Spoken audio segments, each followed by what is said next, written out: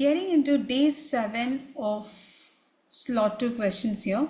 So let's have a look at this. First of all, I have a log base root 3. Okay, so how can I write this? I can write this as log, okay, 3 to the power half x plus, now this now see, log of x, okay, we can write it simply as base change. When I want to change the base, I can write as log of 25, okay, here 0.008. Getting it? This is equal to 16 by 3.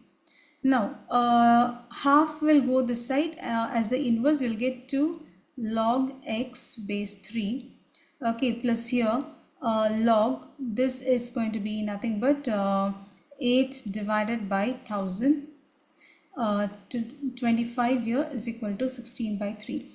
Go stepwise, my dear, do not give way to skipping of steps, okay, that may lead to lots of calculation errors. So this is going to be here 125, so this is 125 to the power minus 1, right? So you get here log of, this is 125 to the power minus 1, or this is nothing but 5 square, or this can be written as 5 to the power, this can be written as 5 to the power minus 3, okay, is equal to 16 by 3.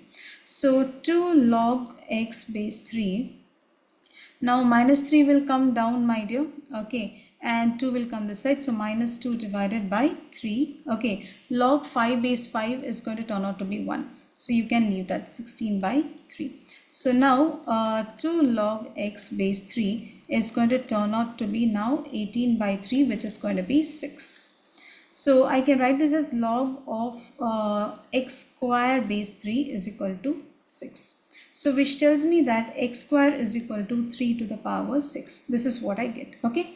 But the question that is asked is log base 3, 3 into x square, which is 3 to the power 6. So this gives me log base 3, 3 to the power 7. 7 can come from forward, 7 log 3 base 3. 3 base 3 is going to be 1. So I get stuck with 7 as the answer.